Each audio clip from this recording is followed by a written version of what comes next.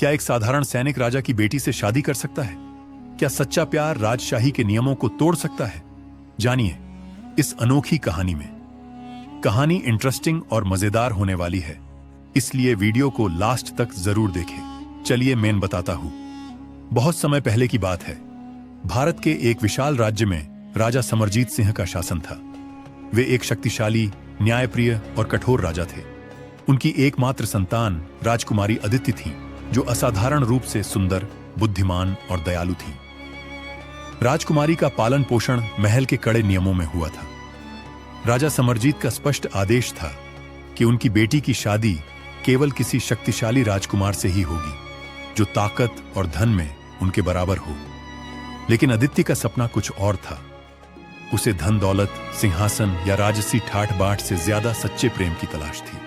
वह चाहती थी कि उसका जीवन साथी उसे उसी तरह चाहे जैसे वह है, बिना किसी लालच के। एक दिन अदिति अपने महल की छत से नीचे देख रही थी।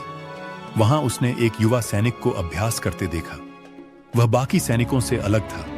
उसकी आंखों में आत्मविश्वास, चेहरे पर दृढ़ता और मन में सच्चाई झलक रही थी। उसका नाम अर्जुन था।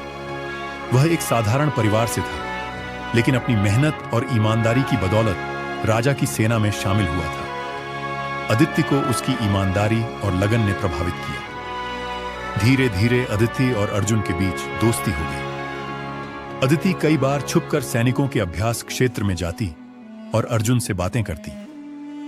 वह उसकी सादगी और साहस की ओर आकर्षित होती गई। अर्जुन को भी एहसास हो गया कि वह राजकुमारी से प्रेम करने लगा है, लेकिन दोनों को पता था कि राजा समरजीत इस रिश्ते को कभी स्वीकार नहीं करेंगे। समय बीतता गया और दोनों में प्रेम बढ़ता गया।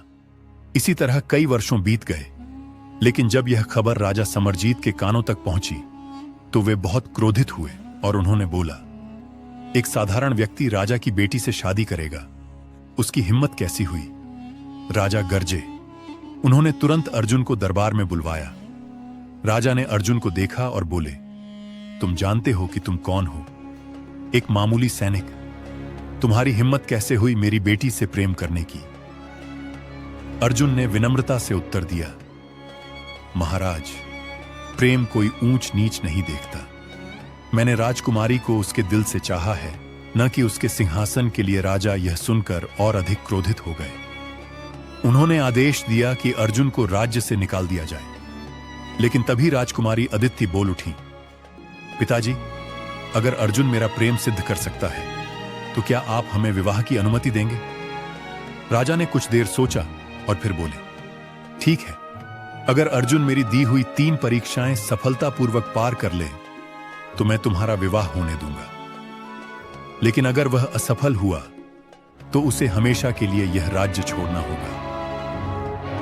अर्जुन ने बिना किसी हिचकिचाहट के राजा की चुनौती स्वीकार कर ली। राजा ने अर्जुन को जंगल में भेजा, जहां एक खूंखार सिंह ने राज्य में आतंक मचा रखा था। अर्जुन को बिना हथियारों के सिंह को हराना था। अर्जुन जंगल में पहुंचा और ध्यान से सिंह का निरीक्षण किया। उसने समझ लिया कि सिंह भूख और प्यास के कारण आक्रामक हो गया था। वह राजा के पास लौटा और बोला, महाराज, यह सिंह हिंसक नहीं है, यह सिर्फ भूखा है। इसे मारने के बजाय हमें इसे भोजन देना चाहिए। राजा को अर्जुन की समझदारी पर आश्चर्य हुआ। उन्होंने सिंह को भोजन दिलवाया और जंगल में सुरक्षित छोड़ दिया। अब तुम्हारी दूसरी परीक्षा। राजा ने अर्जुन को एक विशाल नदी पार करने को कहा, जिसमें कोई पुल नहीं था और पानी तेज बहाव में था। अर्जुन ने नदी के पास जाकर एक नाव बनाई और धीरे धीरे नदी पार कर ली। उसकी सूझबूझ और धैर्य को देखकर राजा प्रभावित हुए। अब उसकी तीसरी परीक्षा।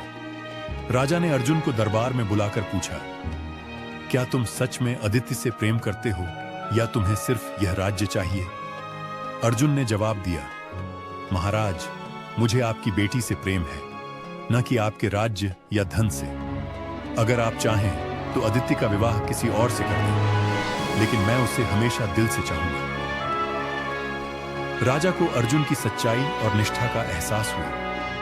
राजा समरजीत ने अर्जुन को गले लगाया और कहा, तुम सच्चे प्रेमी हो। मैंने तुम्हारी परीक्षा ली, लेकिन तुमने साबित कर दिया कि सच्चा प्रेम शान और शौकत या सत्ता पर निर्भर नहीं करता। उन्होंने राजकुमारी अदिति और अर्जुन का विवाह धूमधाम से करवाया।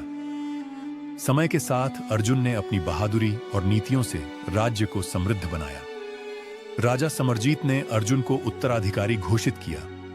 इस कहानी से हमें यह सीख मिलती है कि सच्चा प्रेम शक्ति, धन या जाति से नहीं मापा जाता। यह केवल सच्चाई, निष्ठा और विश्वास पर टिका होता है।